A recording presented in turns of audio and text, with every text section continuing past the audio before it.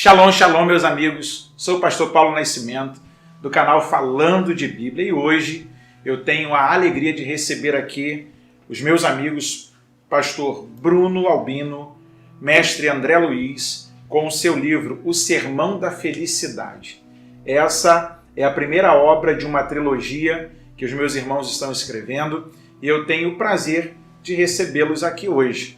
Você já conhece o nosso canal? Se inscreve aí, compartilha com alguém, aperta aí o sininho para você ficar atualizado dos nossos vídeos e vamos juntos para esse bate-papo do livro O Sermão da Felicidade, baseado no maior sermão expositivo pregado pelo maior pregador da história, o nosso Mestre Jesus. Os nossos irmãos estão hoje aqui apresentando o seu livro, O Sermão da Felicidade. Meus pastores. Paz do Senhor, pastor Paulo. Prazer estar aqui com os amigos aí que acompanham Falando de Bíblia. Quero agradecer pelo convite, estar aqui falando do livro. E aqui acompanhado do meu amigo, coautor do livro, e meu pastor vice-presidente, pastor Bruno Albino. Paz do Senhor, meus irmãos, é uma alegria estar aqui junto com meu amigo, o pastor Paulo, nesse programa aí do YouTube. Se você ainda não se inscreveu, se inscreva no canal, que tem abençoado muitas vidas, muitas pessoas têm sido edificadas, e nós vamos falar aqui junto com o mestre André Luiz sobre esse projeto a qual Deus implantou, plantou, ministrou aos nossos corações. Então, gente, eles são membros da Assembleia de Deus da Gávea, no Rio de Janeiro. São membros da Assembleia de Deus da Gávea, no Rio de Janeiro. Pastor Bruno, mestre André Luiz, trabalham com o ensinamento na sua igreja. Mestre André Luiz, ele tem hoje uma escola chamada Paideia e também um trabalho específico para as mulheres que querem se apresentar com a pregação do Evangelho, que é o projeto Priscila, que é uma área voltada para as irmãs na questão do comportamento, da expressão do seu sermão, começo, meio e fim. São ensinadores e por isso eu tenho a alegria aqui de trazê-los e estar aqui com esse livro da editora Halielos, O Sermão da Felicidade. Meus irmãos, como vocês chegaram ao consenso de escreverem sobre o maior sermão expositivo de Jesus? Amigo Paulo, meus amigos, eu tinha esse projeto já no meu coração, estava pregando uma série de mensagens, dando uma série de estudos sobre o Sermão do Monte.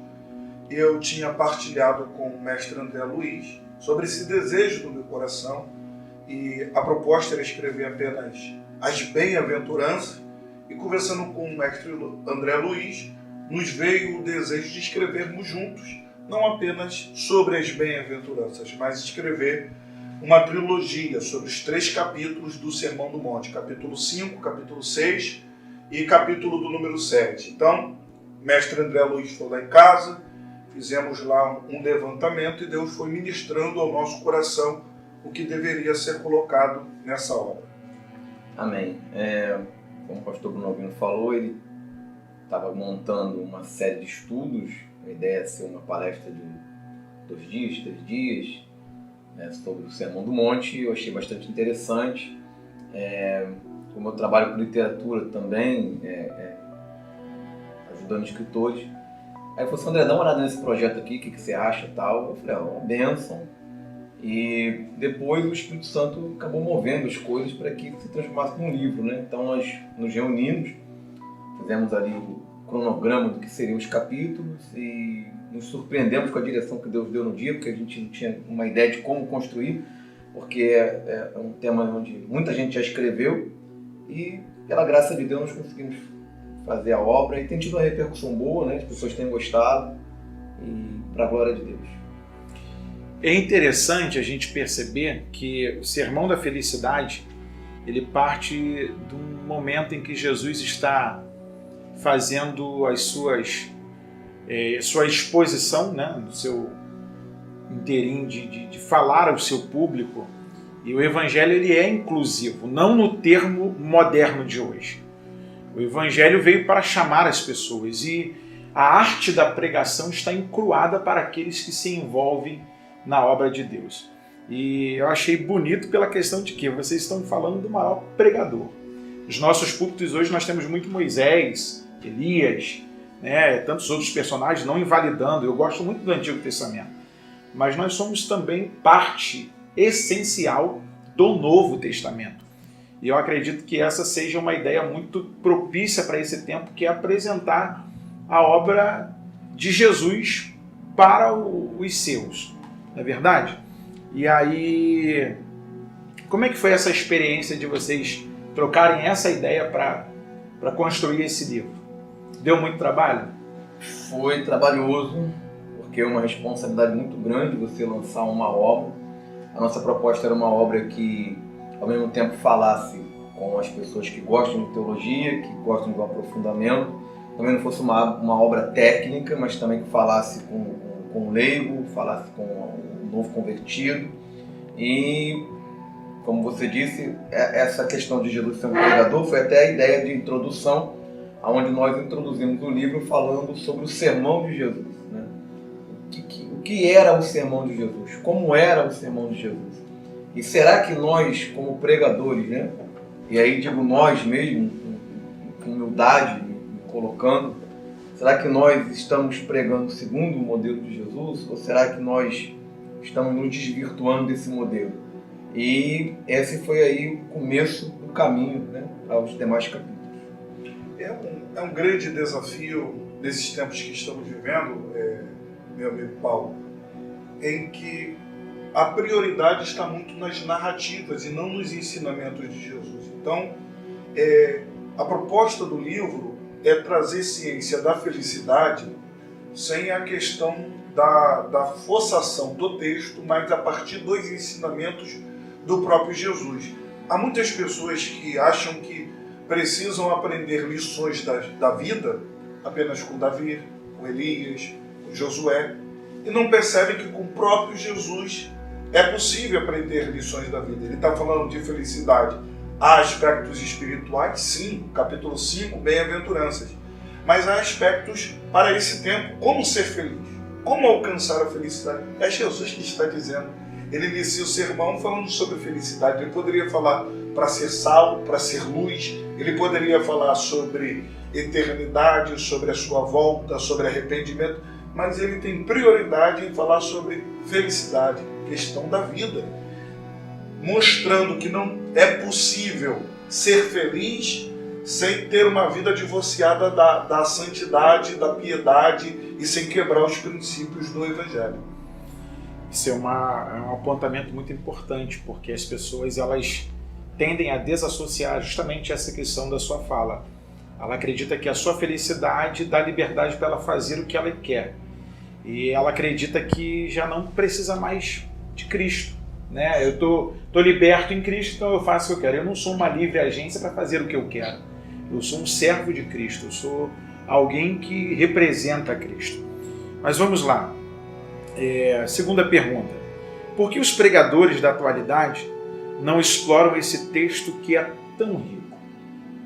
O pastor Bruno Albino pontuou a questão de pregar narrativas, e apesar de saber que a nossa escola pentecostal ela prima por esse tipo de pregação, até pela ideia da história estar acontecendo ali hoje, o Deus de ontem, hoje, de eternamente, mas infelizmente também parte dessa excessiva pregação narrativa se deve ao fato de ser mais simples. Você então pega um fato e aplica. O personagem foi paciente, se aplica paciência. O personagem errou, se aplica desobediência. E o texto de ensino, como é o texto que Jesus está pregando, mas ensinando, ele requer tempo, ele requer dedicação, ele requer cuidado. E até o que você também falou, de certa forma, hoje as mensagens elas são temáticas mesmo sendo textuais. Porque a pessoa vai para o texto não para analisar o contexto. Ela pega um tema, ela encaixa no texto e ela molda o texto para falar do tema que ela colocou ali. Por isso, infelizmente, o Sermão do Monte e outros textos que são muito ricos e espirituais, eles acabam sendo negligenciados, infelizmente. E é uma tristeza enorme esse desprezo a essa mensagem pregada por Jesus. os pais da igreja, alguns pais da igreja vão dizer que se não tivéssemos o resto da Bíblia, tivéssemos só o Sermão do Monte, teremos instruções suficientes para ter uma vida piedosa, para ter uma vida de um bom esposo, de um bom filho e chegarmos ao céu. De tão rico que é esse sermão, de tão poderoso que é esse sermão.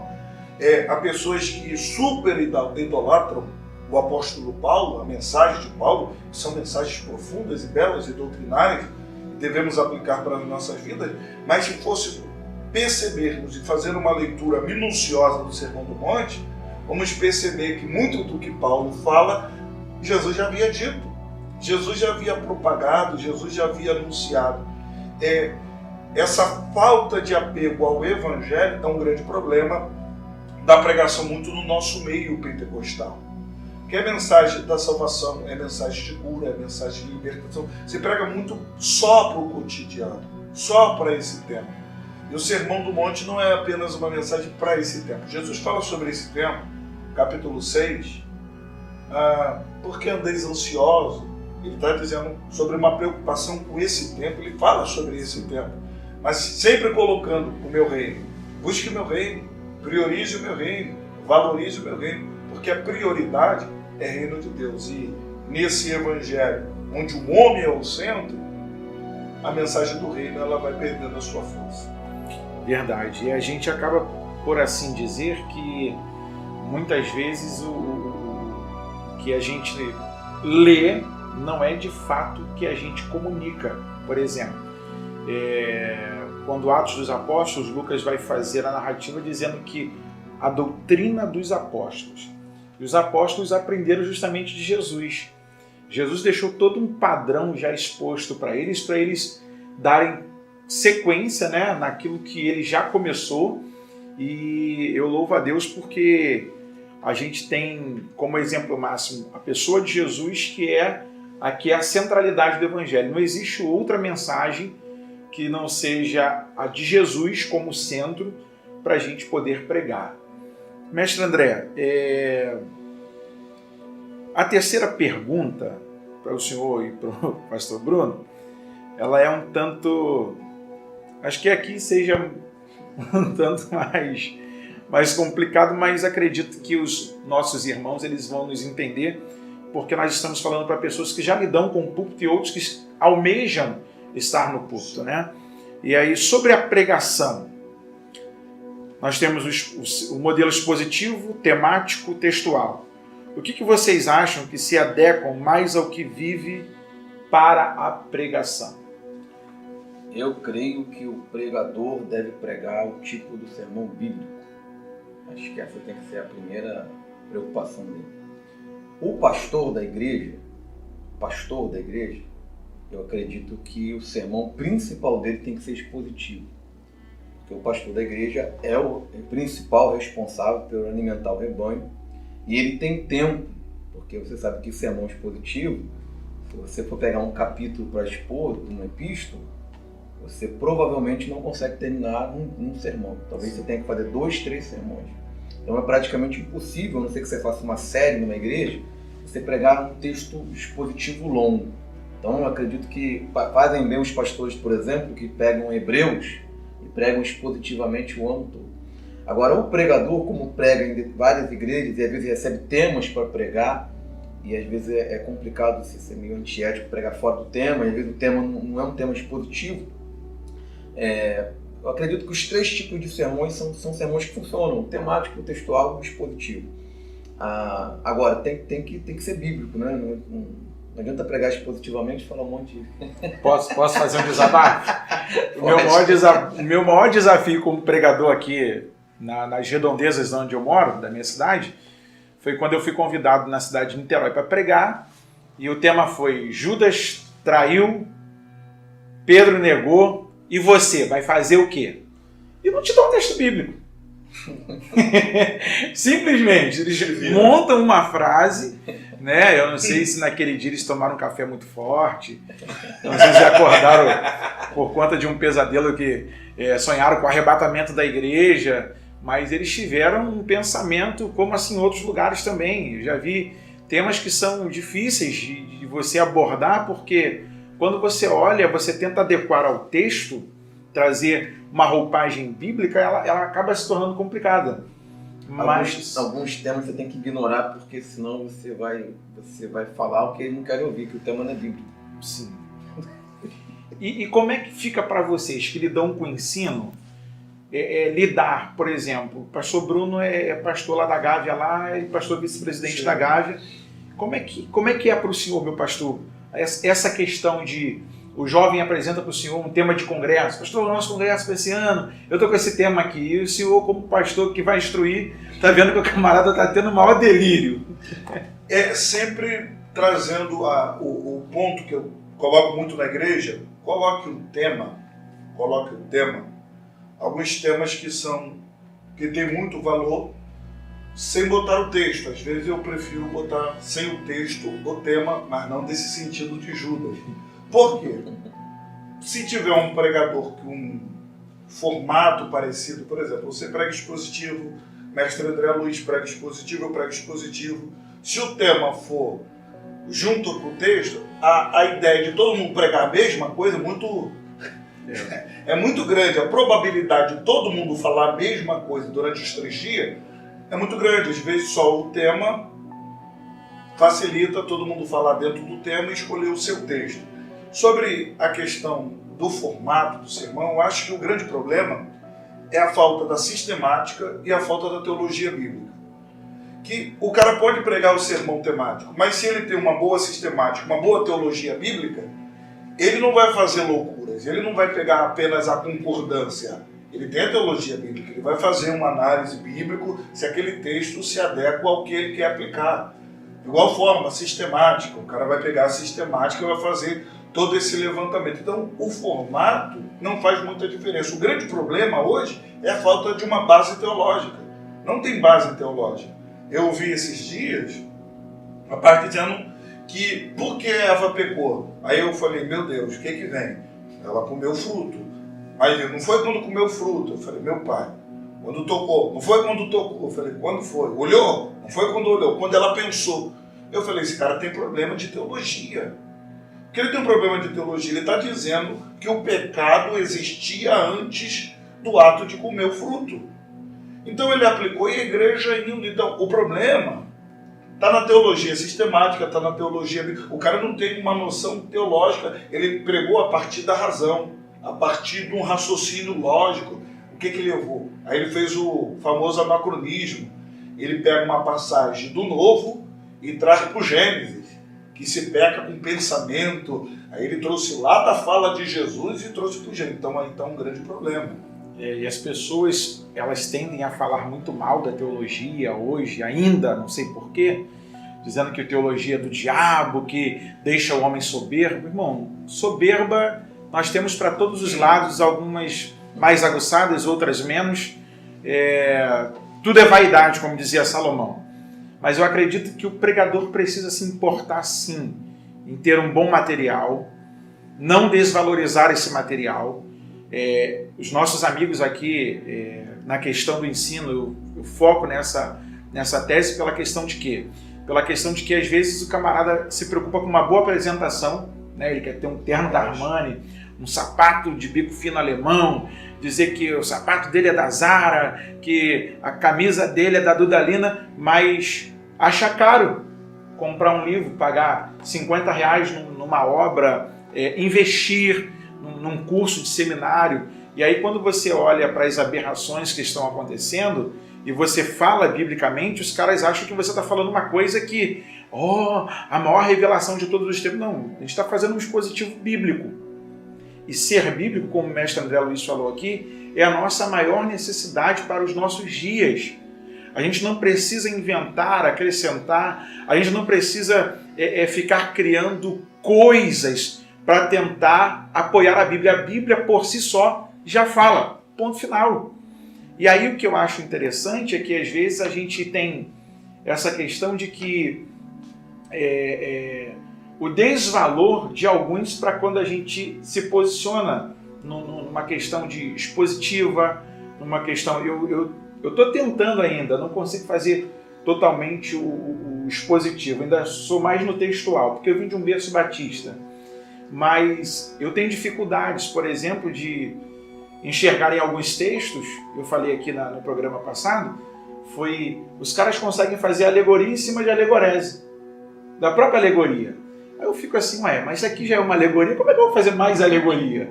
E aí eu olho para essa questão hoje e vejo esta necessidade. O que você me diria, meus amigos, meus irmãos? Por que as pessoas ainda têm esse pensamento mesquinho de acreditar que quem estuda ou está querendo mostrar vaidade, soberba, ou é um ato do diabo? É uma ignorância. Assim, parte disso é uma herança que a gente traz, histórica, do pentecostalismo, porque o pentecostalismo é uma fé que só surge no meio dos pobres, no meio dos escravos, no meio dos ignorantes, né? Não é uma fé elitista. E por causa disso sofre muito preconceito, muita oposição, até porque traz a questão dos dons. Então os pentecostais são logo no seu início taxados de louco, gente que não estuda, gente que não... E aí é aquela história, o cara para se defender ele acaba atacando, né? E aí se criou isso. Por também o pentecostalismo brasileiro, por já ser esse tipo de fé e chegar aqui no Brasil e crescer, porque é um país também sem literatura, sem leitura, sem incentivo. Quando a Assembleia chegou aqui no Brasil, nós tínhamos uma maioria analfabeta, bem analfabeta. Então também se formou essa resistência, né? Esse problema. Você falou sobre teologia, tudo é teologia. O camarada nunca foi na igreja, diz graças a Deus, é uma teologia. Ele só tem que decidir se a teologia dele é boa ou se a teologia dele é ruim. Mas ele tem teologia. Se eu escutar alguém orando, eu não sei se ele é neopentecostal, não sei se ele é pentecostal, não sei se ele é presbiteriano, não sei se ele é adventista. Da forma que ele ora, o que ele falar, eu vou identificar. Então, a pessoa diz assim, eu não gosto de teologia. Você tem uma teologia, só que provavelmente sua teologia é ruim, né? Jesus era um rabi, era um mestre, Paulo era um mestre, houveram outros mestres, e mestre é um ministério. Às vezes as pessoas ficam, perdão de até me alongar nessa resposta agora, as pessoas ficam surpresas, porque às vezes eu coloco lá o cartaz, mestre André Luiz, mas eles não ficam surpresos se você colocar apóstolo. O ministério apostólico é natural, o ministério de mestre não é. Eu digo, gente, o ministério de mestre é bíblico, está escrito lá. E até um dos motivos de eu começar porque eu não sou pastor, sou evangelista. Só que hoje eu não evangelizo, eu ensino. Então eu passei a usar isso. Para mostrar às pessoas que o ministério de mestre ele não necessariamente está associado ao ministério pastoral, né? Então, graças a Deus por programas como o seu, né? Que a gente pode desmistificar isso, né? E também o teólogo também, e o pastor Bruno vai falar agora, ele precisa também de sair um pouquinho do pedestal e falar a língua do povo também, senão fica complicado.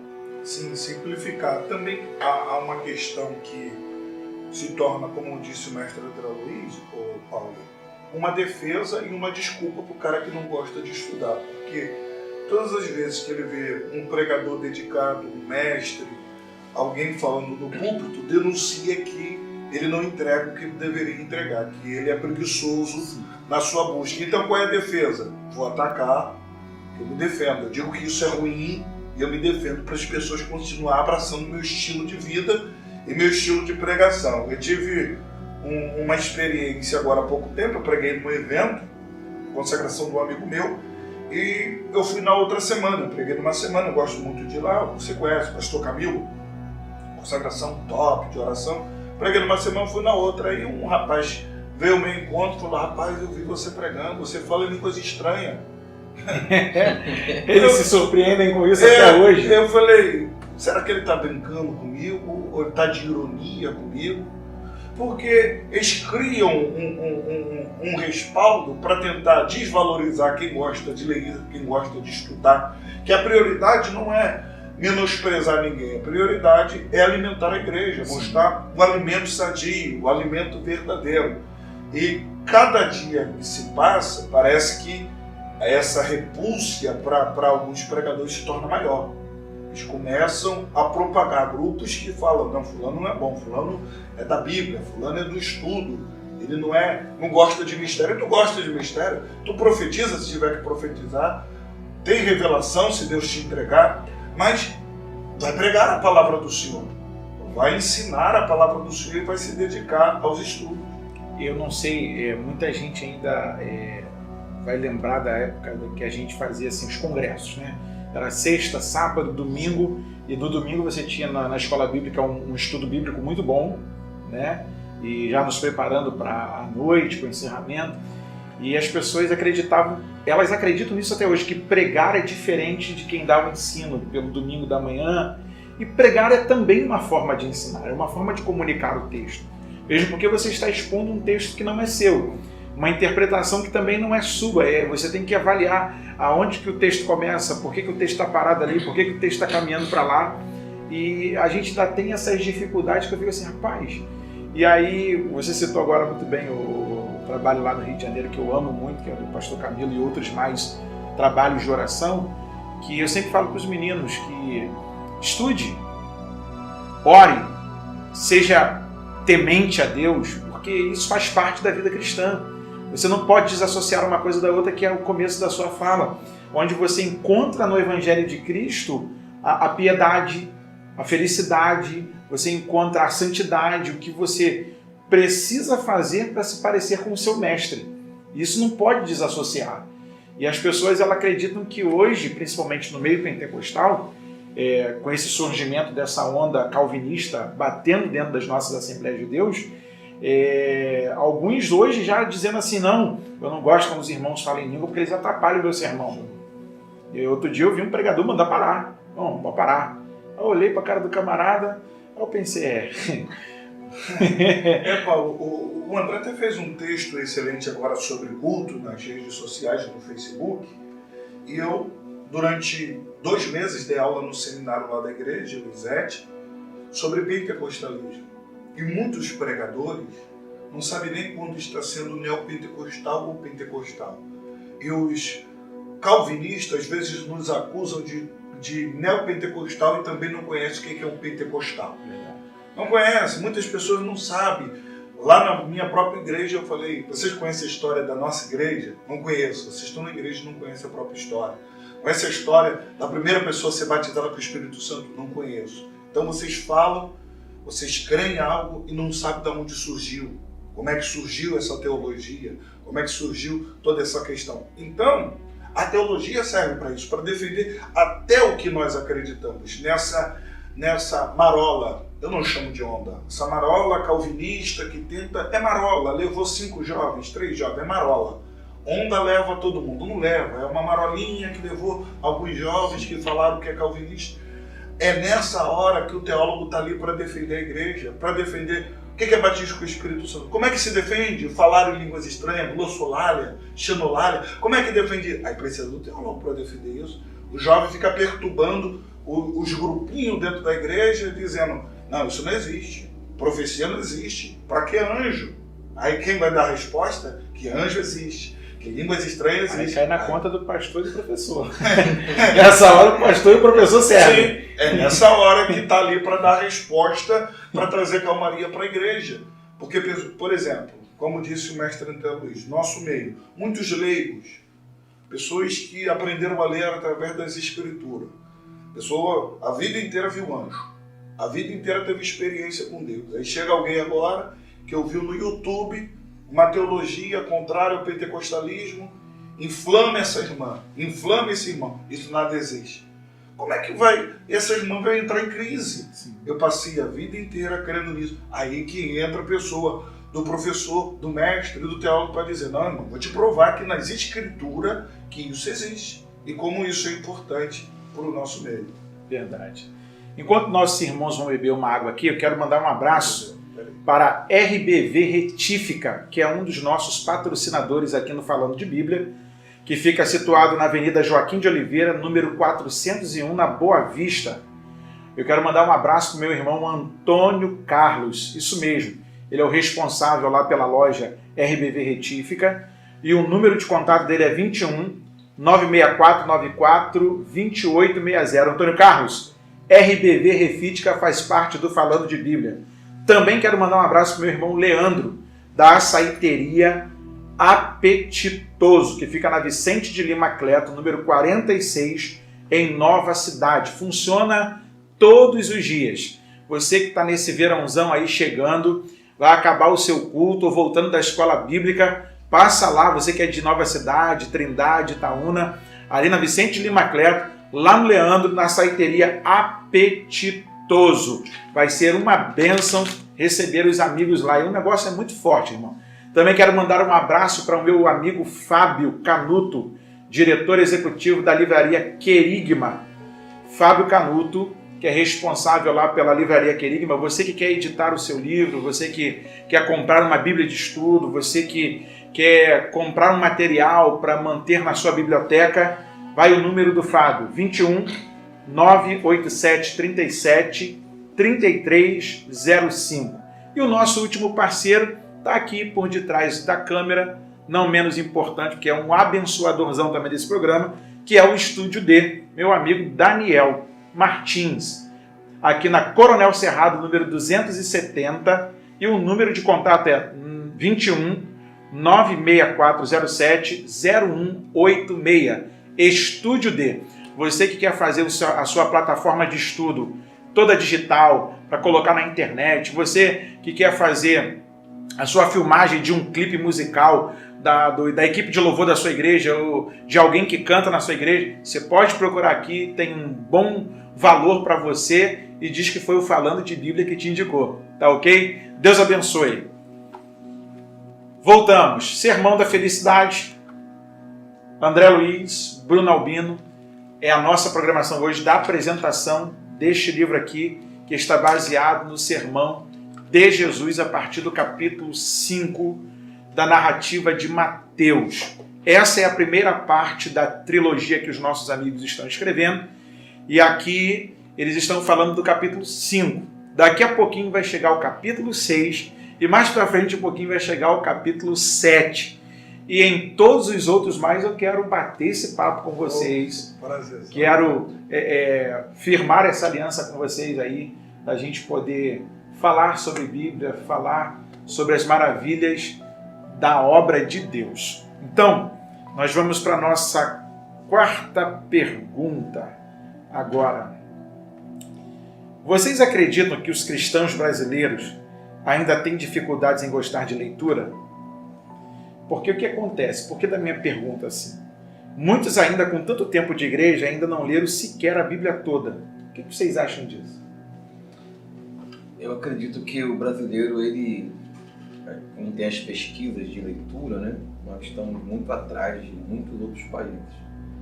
Então, infelizmente, nós não temos essa cultura literária, apesar de ter produzido grandes escritores, apesar de ter produzido grandes obras, nós não temos essa cultura literária, infelizmente, né? A leitura está muito segmentada ali numa classe média, um tipo de público que lê. Os pentecostais acabaram ficando para trás, cadê essa questão da falta de incentivo ao ensino? Então você era visto como carnal, se você quisesse fazer um seminário, fazer faculdade secular. Tá ficando frio. Teve gente que fazia escondido do pastor, era disciplinado, podia ser excluído, né? E por isso que quando veio essa onda do conhecimento com a internet, o meio reformado conseguiu dar esse avanço, mesmo que não foi grande, como todo mundo falou, mas conseguiu dar esse avanço porque, ao contrário de nós, eles estavam ali já nessa vanguarda da leitura, da literatura. Eu acho que cabe a nós, professores, pastores, promovermos a literatura. Lá no ISET, né? No seminário da nossa igreja tem feira literária, produzir literatura, produzir livro, indicar livro de outras pessoas. Então nós estamos aqui com o nosso livro, mas quando tem uma obra que eu estou lendo, eu vou lá e digo, leia essa obra, ou alguém lança um livro e digo, leia essa obra. Eu quero escrever bem, leia.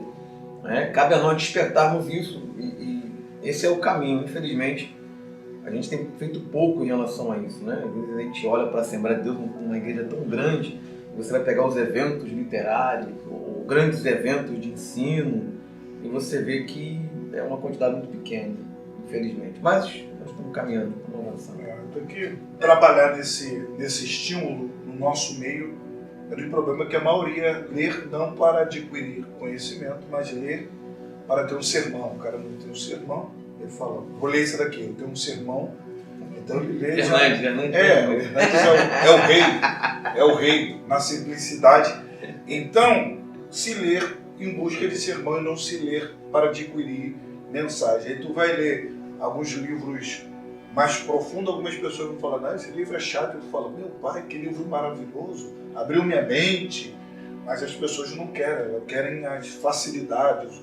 O que eu vou aprender com isso? O que isso para hoje? Vou receber o que lendo isso? Então, esse é um grande problema. E adquirir conhecimento. Há livros, todos nós aqui gostamos de ler.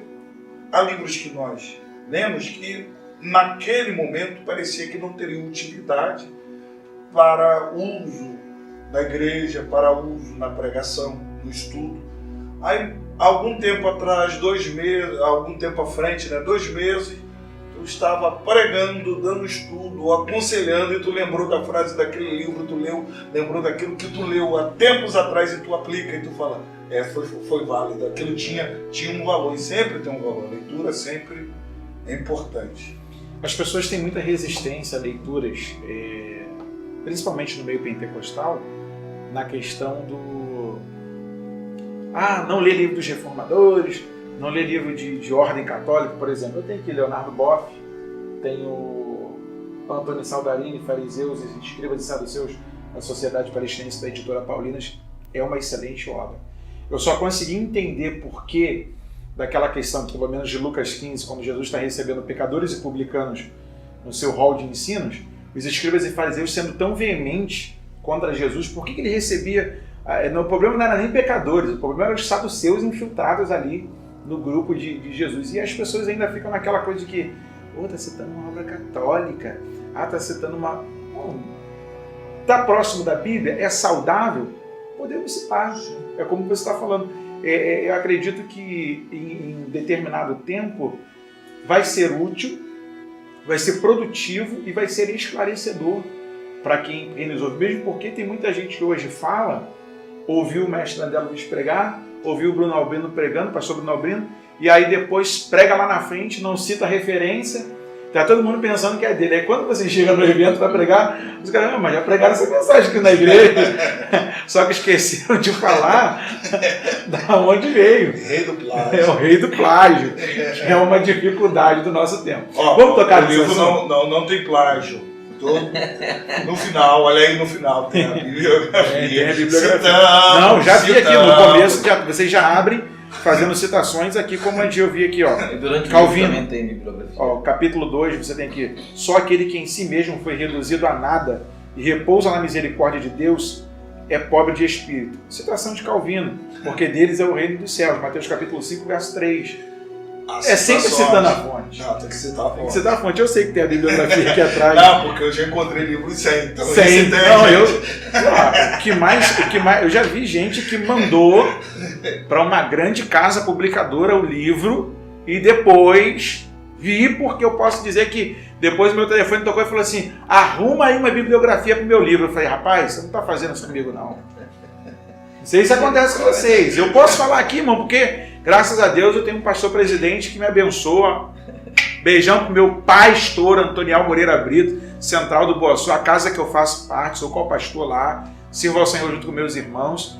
E tem toda a liberdade, assim como prego dentro da minha igreja, fora da minha igreja. Eu sempre falo, gente, vamos ser mais conscientes.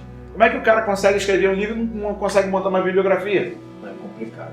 Pastor Paulo, a Bíblia é uma obra literária. Então, eu tenho dificuldade do crente que não gosta de literatura, porque a Bíblia é uma obra literária. E Deus colocou a sua palavra como literatura. Então, se você ama a Bíblia e gosta da Bíblia, você também deve ler boas literaturas. O que o senhor falou é bastante interessante, eu só quero fazer uma ressalva. É importante que a gente dialogue com outras traduções, leia, reformados, católicos. Eu trabalho no campo da apologética, então eu tenho que ler outras obras, assisto programas diversos de outras religiões, mas é importante que aquele que tenha contato com outra literatura de tradição religiosa diferente, que ele esteja bem fundamentado na sua fé.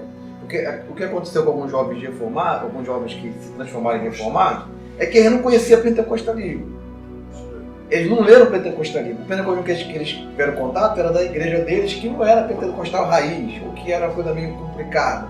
E aí eles comeram de uma comida e compararam com a outra sem poder conhecer, né? Então, se você está assistindo, você é novo convertido, está dando o primeiro passo, então primeiro você leia os fundamentos da fé pentecostal. Quando você sentir que você realmente tem condição de fazer a comparação e julgar as coisas, aí você pode ter acesso a outra coisa e vai acrescentar como acrescenta a sua vida. Eu também leio, também é benção. Então, vamos à nossa quinta pergunta. Como ensinadores, qual o maior desafio que está à frente de vocês no nosso tempo? Que desafia vocês? Entendeu? Assim, isso é um desafio não só para mim, mas eu entendo que é um desafio para a igreja. É esse evangelho humanista, esse evangelho onde o homem se tornou o centro. Então, fazer a desconstrução disso é um desafio muito grande. Ensinar as pessoas de que ela tem que viver para a glória de Deus, trabalhar para a glória de Deus, entender que o culto, o centro do culto não é ela, mas Deus.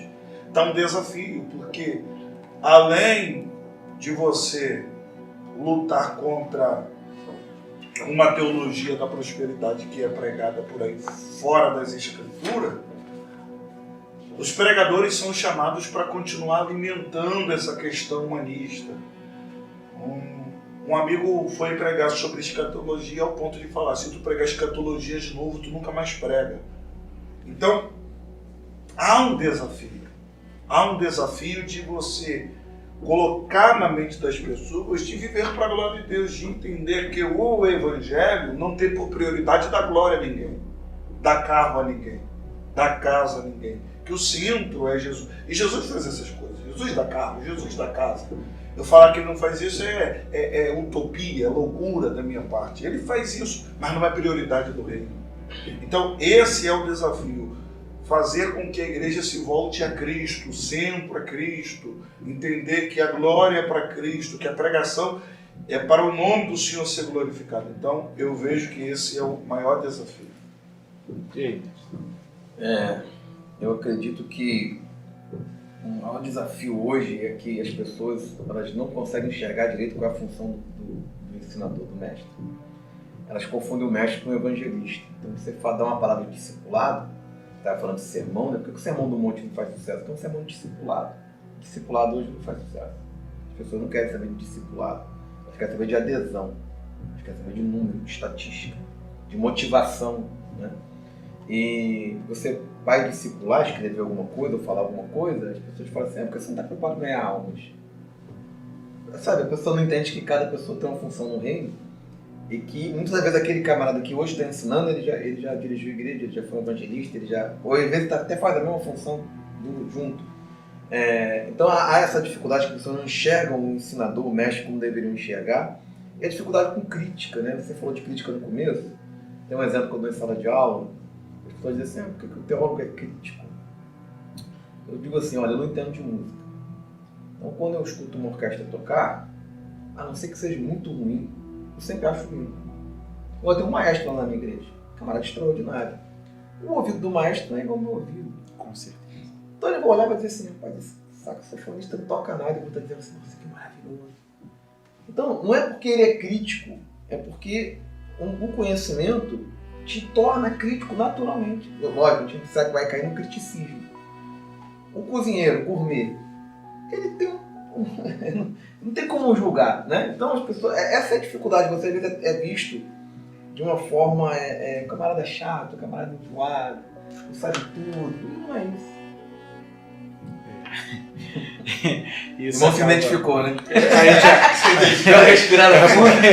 Porque é verdade, bem verdade, é que chega um momento em que você, por você se aplicar, por você estudar, por você desejar mais conhecer da palavra, você acaba sendo assaltado em você mesmo um senso que você precisa apurar o que você está ouvindo. Isso é uma grande verdade. E a gente acaba, às vezes, trazendo para a gente uma exigência muito grande que a gente pode cobrar da gente, mas não pode cobrar do outro. Não é verdade? Mas a minha preocupação hoje é justamente o púlpito das nossas igrejas. Né? Porque você como pastor local, você está ali todo dia. O André está lá, serve a igreja no seminário, na escola bíblica, faz conferência fora, mas está ali, tem uma referência. O cara que é itinerante, ele está ali hoje, pode estar daqui a 6 meses ou daqui a 1 ano. Aí o camarada não entende que o pastor local, se ele acender um fogo estranho lá, é o pastor local e os que estão apoiados no ensino que tem que apagar aquele fogo estranho. E aí a nossa responsabilidade como ensinadores, ela é muito exigente de nós, porque qualquer coisa estranha, a gente precisa estar com o ouvido apurado como o maestro está na sua orquestra, na verdade, para que ouvindo a gente não caia no engano. Mas a crítica, até dentro do que vocês estão falando, o André falou, mas alguém que se dedica, que se aplica, se torna crítico, mas a crítica não é a partir do leigo. Por exemplo, você está vendo uma pessoa que tem dificuldade na leitura, que não é uma pessoa que tem muito tempo para se dedicar, ela trabalha muito, o histórico dela é um histórico muito terrível, e tu vê que há um esforço dessa pessoa, mas tu percebe que ela é leiga, ela não vive disso. E tu fala, eu entendi o que ela quis dizer. Ela falou errado, usou o texto errado, mas eu entendi. A igreja entende. O problema, Paulo, é alguém que vive disso, que ganha para fazer isso e comete equívoco. Não tem como fugir da crítica. Como é que aqui estamos aqui no estúdio D, que é maravilhoso, eu elogiei aqui, top. Como é que eu posso estar no estúdio e aqui a câmera não sair legal, a imagem sair chapiscada, aparecer imagem de celular? Qual o valor de estar aqui? Não, vou fazer em casa. Não vai ter crítica? Vai ter crítica. Ele está fazendo um excelente trabalho. Aí tu chega aqui e fala, aí alguém chega aqui no estúdio dele, arrumei outro lugar com preço melhor, vou fazer. Aí vai lá, um negócio tudo feio. Aí tu fala, meu pai do céu, também, claro, com essa qualidade, vai ter a crítica. A crítica vai ter, a partir do momento que alguém vive disso, ela tem que ser criticada, ela tem que se dedicar. Eu tenho feito uma crítica constante, é que quem vive da obra de forma integral tem que cumprir expediente. Isso aí. O cara diz que é itinerante, não cumpre expediente, onde que ele está? No cara restaurante, passeando. Tem que estar lendo, cumprindo expediente, todo mundo acorda cedo para dar uma oferta para esse rapaz, para essa moça, todo mundo acorda cedo, ele tem que acordar cedo, 6 da manhã, 8 da manhã, pegar a manhã toda e falar, essa manhã de estudo. Se eu não vou para a consagração, eu estou estudando, eu estou lendo. Mas qualquer hora está na rede social, aí fala besteira no púlpito e acha que a igreja tem que ouvir. Tem que ouvir. Não, aí não. Tem que receber, tem que dar glória a Deus. Sem contar quando não pensa que a igreja desculpa o termo, não é uma igreja inteligente.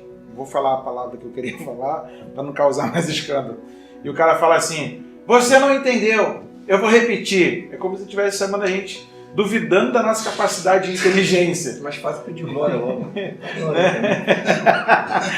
Meus irmãos, nós estamos caminhando para o final e eu estou aqui com o meu pastor Bruno, mestre André Luiz, pessoas que têm uma referência no Rio de Janeiro. Eu lembro da última vez que eu estive na Gávea, isso já faz tempo, quando Gastão Martins pregou sobre Abacuque numa vigília. E eu vi as paredes da Assembleia de Deus da Gávea com o saudoso pastor Jonas Gabriel tremerem, meu irmão. Eu senti Deus na casa de uma forma como eu nunca havia sentido antes. Gastão estava cheio de conhecimento no livro do Abacuque, cheio da graça de Deus, e enquanto ele pregava a Bíblia, a parede da Gávea tremia. Eu vou dizer para vocês, irmão, aquela madrugada me marcou de uma forma de que há possibilidade, sim, de pregarmos cheios da graça de Deus, há possibilidade, sim, de pregarmos debaixo do temor do Senhor, porque, como dizia Bauman, né, o Edmundo Bounds, melhor dizendo, o mais importante não é o mensageiro, é a mensagem. O problema é que a galera hoje acha que ele é muito importante, a mensagem não é tão importante. Nós somos representantes do reino de Deus. E hoje cabe aos nossos amigos, pastor Bruno e o mestre André, esta mensagem que o Senhor lhes colocou no coração. Essa é a primeira parte desta trilogia, é a primeira de algumas outras entrevistas que nós vamos ter, e nós vamos explorar mais. Eu vou ler o livro, vou publicar lá na rede social, marcar meus amigos, dizer que foi boa a leitura e que é indicada para você, para o seu sermão, você que lidar com a igreja, lidar com a juventude. Eles vão fazer a consideração final, vão deixar o contato deles aqui também. Pastor Bruno, Mestre André, muito obrigado pelo tempo que vocês me cederam de estar aqui no Falando de Bíblia, nos presenteando, nos brindando, na verdade, com a exposição de Mateus capítulo 5. Que os céus continuem iluminando a mente de vocês, que a palavra continue ardendo no coração de vocês e que o sermão de vocês continue pegando fogo. Amém, Pastor Paulo. Muito obrigado pelo convite. Deus continue abençoando sua vida, seu ministério, a igreja em qual você pertence. Esse programa, né, que tem abençoado as pessoas em nome de Jesus. Eu quero deixar duas palavras aqui rápido. Primeiro para os leitores, né? Continuem nesse caminho, é um caminho árduo, mas sólido. Você só vai ter a ganhar. A literatura é um mundo que se abre. É a forma de você poder aprender em qualquer tempo, em qualquer lugar. E para os pregadores, pense no longo prazo. Às vezes as pessoas acham que um ministério de 5 anos de sucesso é o auge. Não é, muitos pregadores fizeram sucesso são 5 anos e depois ninguém sabe mais quem eles foram. E as grandes referências de pregadores são pregadores que tinham conhecimento. Spurgeon, Ravenhill, Lloyd Jones. Então quando você vai citar referências, nunca é o cara que não sabe Bíblia. O cara que não sabe Bíblia é o cara do movimento ali, depois acabou. Então, se você realmente quer ser uma referência, se você quer deixar um legado, não tem outro caminho que não esse. Estude as Escrituras, estude o máximo que você puder, absorva, aprenda, e eu tenho certeza que o seu ministério vai ser mais qualificado e uma bênção ainda maior do que já é. Deixa o seu contato, meu pastor. Sim. Quem quiser falar conosco aí para trabalho literário, a gente faz revisão de estilo, de linguagem, de ortográfico, consulta teológica, ou para pregar ou para ensinar, no zap aí 98068 2876. 98068 2876, DDD 21. Pastor Bruno. Quero agradecer, Pastor Paulo, agradecer aqui toda a direção do Estúdio D. Deus abençoe de uma forma poderosa, nos receber aqui com tanto amor, com tanta graça. Deus abençoe, Paulo, esse projeto, que prospere, que o número de inscrições aumente. Você que ainda não assistiu, assista, você compartilhe, marque um amigo, chame um amigo para também se inscrever. Eu quero deixar aqui uma frase sobre o livro, sobre a felicidade, concluir dizendo que felicidade não é ter, felicidade é ser. Felicidade não é uma mão cheia, felicidade é um coração cheio. Pode uma mão cheia esconder um coração vazio, mas um coração cheio, mesmo com a mão vazia, ele consegue se alegrar. Então, isso é ser feliz em Cristo Jesus. Eu tenho Cristo no meu coração. Ainda que minha mão esteja vazia, eu continuo sendo feliz. Deus abençoe. Eu quero deixar aqui só o Instagram mesmo. Você pode me seguir lá no Instagram. Eu saio prego pouco, né? Na verdade, domingo eu tenho um pouco de dificuldade, mas de vez em quando eu prego fora. Então siga lá, Pastor Bruno Albino no Instagram, Pastor Bruno Albino. E lá, se você desejar fazer algum tipo de contato, só chamar no direct que eu te passo o meu telefone. Deus abençoe, Pastor Paulo. Muito obrigado pela presença de vocês. Você que está aí nos assistindo, compartilhe esse vídeo com alguém, abençoe a vida de um amigo, fale sobre este livro, Sermão da Felicidade. Eu vou colocar aqui depois na edição o número dos nossos irmãos para você fazer contato com eles e aí poder fazer o seu pedido. Eles vão enviar para você por Sedex, pelo correio, e você vai ser abençoadíssimo. Vamos orar? Nosso Deus e nosso Pai, nós te louvamos. Te agradecemos por esse momento em que temos de louvar o seu nome, de falar das tuas grandezas. Obrigado pela vida dos teus filhos que saíram do seu lar, das suas atividades de igreja. da sua casa e vieram aqui, Senhor, cooperar junto conosco. Que os céus continuem os abençoando, que a mão do Senhor continue os conduzindo em paz e em segurança e realizando as coisas extraordinárias que o Senhor já os tem determinado para com a vida dos teus servos. Obrigado por esse tempo tão precioso que temos para falar sobre as tuas maravilhas, sobre a grandeza do poder que há em ti. Continua, Senhor, ó Deus, cativando o nosso coração para temermos a ti e continuarmos anunciando as tuas boas novas no nome de Jesus. Deus te abençoe, grande abraço, Shalom Alecha, que a paz esteja sobre ti.